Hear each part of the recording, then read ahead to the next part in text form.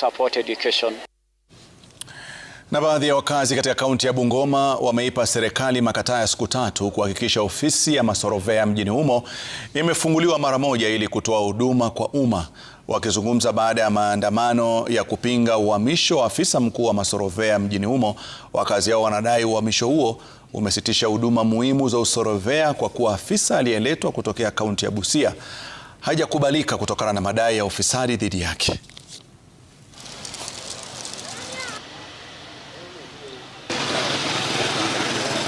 Kuna wafanyikazi katika hiyo ofisi ya lands wamekaa miaka 5, miaka 10 hawajapewa transfer. Tunataka wafanye kazi mzuri ya kuondoa hiyo watu waende transfer, na ikiwezekana huyu mtu amekuja hajamaliza mwaka moja aendeshe kazi, kwa sababu hatujaona makosa yake. Nayo shughuli ya upigaji kura nchini Uganda ilianza asubuhi ya leo